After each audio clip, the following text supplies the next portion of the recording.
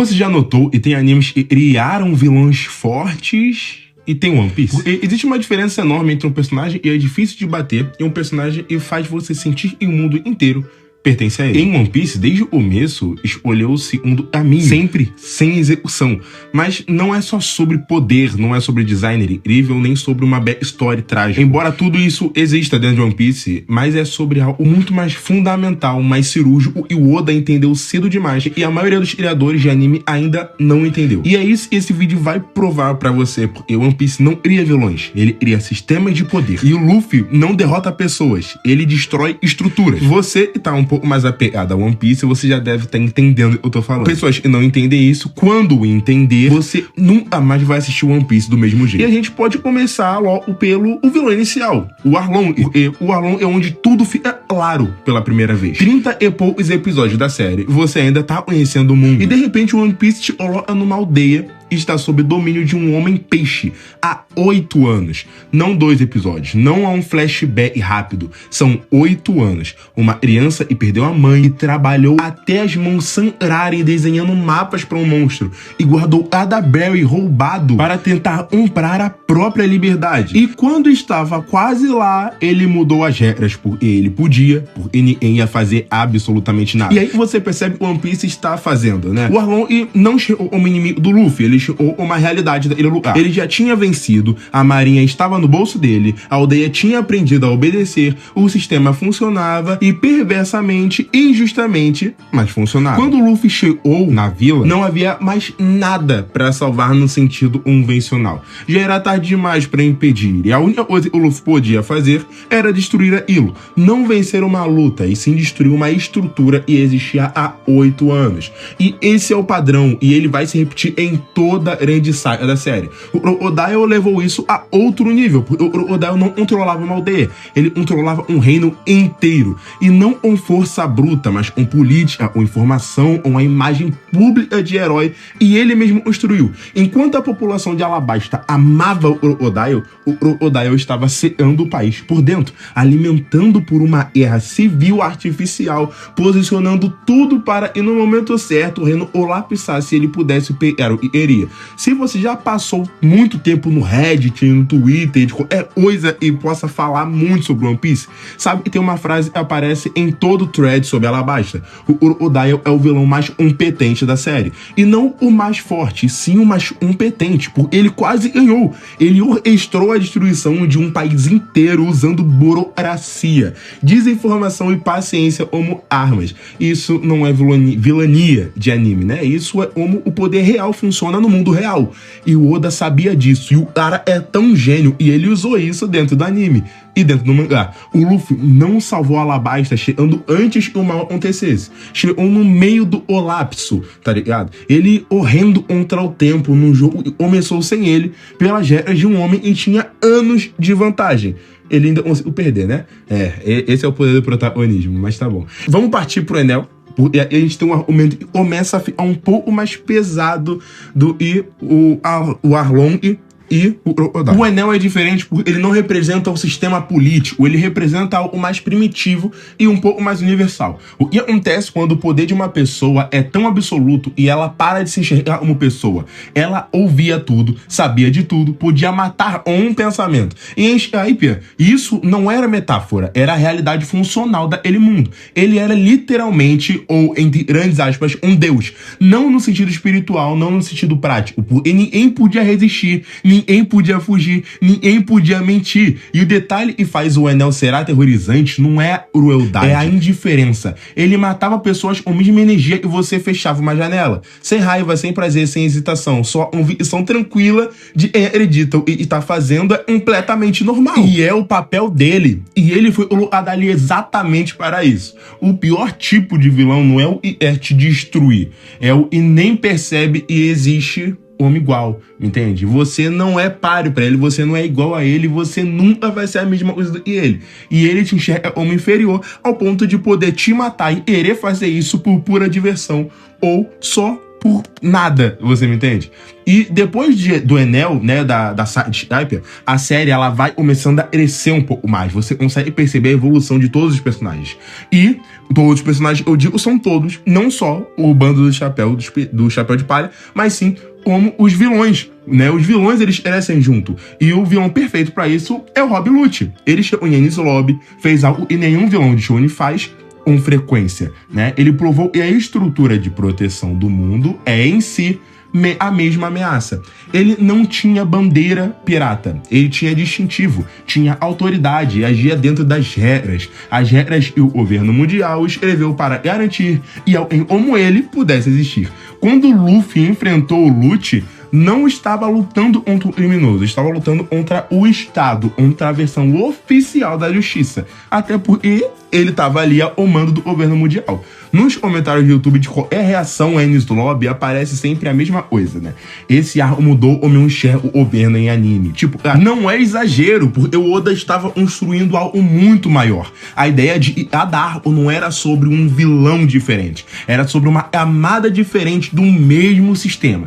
Então você chega no meu arco favorito, na parada mais foda, e eu considero o melhor arco de One Piece. Simplesmente você chega em Dressrosa, do Flamengo, e o argumento fica completamente irrespirável. Do Flamengo é o momento em que One Piece para de usar vilões como obstáculo e começa a usá-los como diagnóstico do mundo. Ele era um dragão celestial e abdicou do privilégio, desceu para o mundo comum e descobriu que o mundo comum é podre. É literalmente Belfort Roxo, em 1990. E os podres que entendem isso ganham tudo. Então ele construiu um império no submundo. Não o esconderijo, o império. Ele controlava armas, controlava informação, controlava o mercado negro e abastecia 4 cantos do mundo.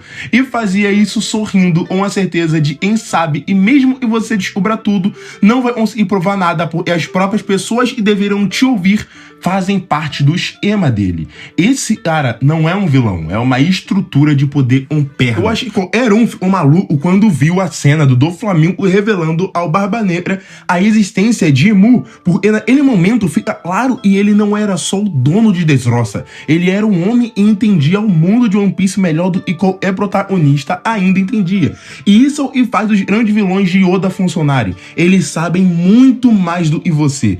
E agora vem uma frase boa. Eles sempre sabem. Esse sempre é a parada, porque você pode pensar em tudo. Eles sempre vão estar a 2 passos à sua frente. Agora o Akainu. E puta merda, mano.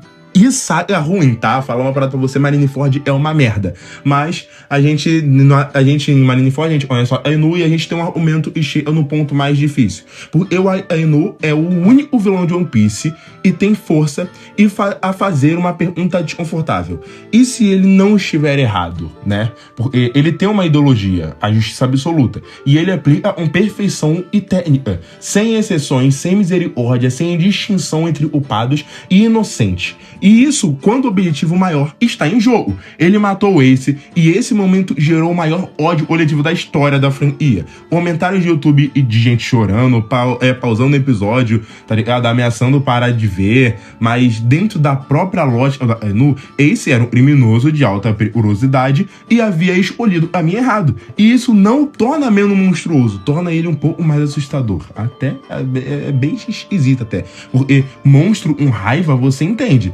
Agora, um monstro, um princípio, porra, caralho, esse daí, ele te persegue. E a gente tem o melhor vilão, né? Um dos melhores, tá ligado? E a gente tem o Barba Negra. E é o vilão e a série guardou pro final. Porque ele representa algo e todos os outros juntos não conseguem representar. A ideia de que o caos não é o oposto do sistema. É a forma de conquistar o sistema. O Barba Negra não tem poder único especial. Não tem exército leal desde sempre. Não nasceu em família de privilégio. Ele esperou, planejou, usou cada abertura e o mundo deu. A morte do Barba Branca, a fragilidade de Marineford, o o de poder e o Luffy deixou a dar tudo isso como degrau. Ele destruiu uma das figuras mais poderosas da série e usou isso como trampolim para atingir os objetivos. E agora tá no tabuleiro final, com mais poder acumulado do que qualquer pessoa poderia esperar no início da série. E todo thread de análise de One Piece no Reddit, Twitter, YouTube, qualquer coisa, sempre tem alguém que escreve: o Barba Negra é o único vilão e parece estar sempre 2 passos à frente do leitor, não só dos outros personagens. Porque você nunca sabe o que ele vai fazer. Ele não segue a lógica de nenhum vilão que você já viu. Ele segue a lógica de alguém que decidiu e vai ganhar o estado disposto a esperar o tempo que for necessário para isso. Agora você tem o padrão completo. Arlong controlava uma aldeia, um medo e dívida. Odaio controlava um reino com política e mentira. Enel controlava uma civilização com poder absoluto e indiferença divina. Lute controlava usando a autoridade do Estado como escudo. Doflamingo controlava o submundo inteiro, invisível e intocável. A Ainu controlava a ideologia levada ao extremo. Barba Negra controla aproveitando o vácuo que os outros deixam.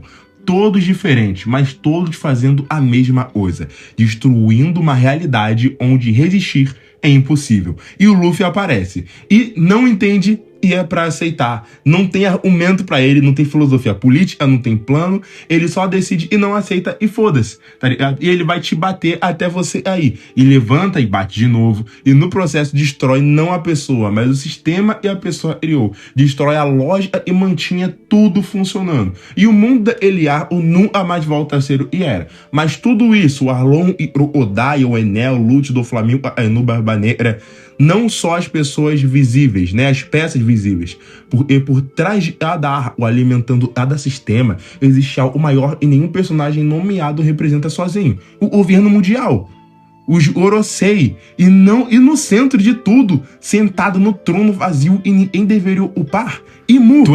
25 anos de série construíram cada vilão com uma janela para o sistema maior. O Arlong só existia porque a Maria fazia vista grossa. O Odaio só durou tanto porque os Shichibukai tinham imunidade garantida. O Lute só existia porque a CP9 não precisava prestar contas a ninguém. O Doflamingo durou décadas porque os Dragões Celestiais queriam e ele durasse. Cada inimigo que o Luffy destruiu era um braço do mesmo corpo e o corpo ainda tá vivo. E isso não é nada a não ser uma arquitetura de poder. E aí você entende que One Piece é de verdade puro. Não uma história sobre um menino que quer ser o rei dos piratas. É uma história sobre um mundo construído em cima de mentira, controle e esquecimento forçado. E sobre o único tipo de pessoa que consegue quebrar isso.